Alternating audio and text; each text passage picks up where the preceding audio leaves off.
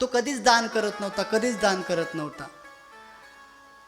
आणि दान करत नाही म्हणून त्याने गावात सप्ताह चालू झाला आणि सप्ताहाची मीटिंग झाली. तेव्हा शेटजीला बळजबरी एक पंगत देऊन टाकली. आणि जशी पंगत दिली, त्या शेटजीला काही दान धर्म करायचा नव्हता, पण बळजबरी पंगत दिली. त्याच्या घरी ज्या दिवशी पंगत होती त्या दिवशी डाळबट्टीचा स्वयंपाक केला. आता डाळबट्टीवर सगळे गावरान तूप टाकतात. त्याचा नोकर तूप वाढीत होता.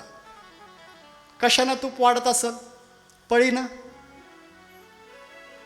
नाही. चमच्यानं? नाही.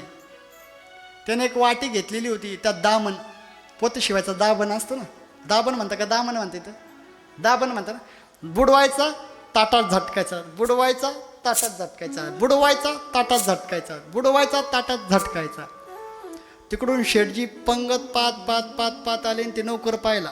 अरे दामनानं तूप वाढ राहिलं, दामनानं तूप वाढ राहिलं. त्याच्या कानाखाली अशी खनखन दिली आणि जशी खनखन आवाज झाला आणि त्या ठिकाणी तो नोकर थरथर थरथर कापू लागला. म्हणजे शेटजी काय झालं, काय झालं, काय झालं? अरे मूर्खा, यानं तूप वाढत असतात का?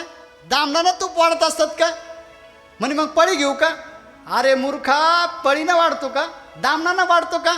म्हणे एक काम कर, चुलीपाशी जा, एक गौरी घे, त्यात थोडंसं तूप टाक आणि सगळ्याला फक्त वासच दे. महाराज, काही काही लोक एवढे चिंगूस असतात.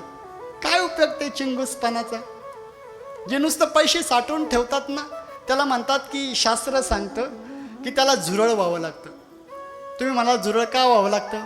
पासबुकच्या पानावर ते चिटकून बसतं, पुढच्या जन्मात झुरळ होऊन चिटकून बसतं. म्हणून पैशामध्ये इतका जीव नसला पाहिजे, दान केलं पाहिजे.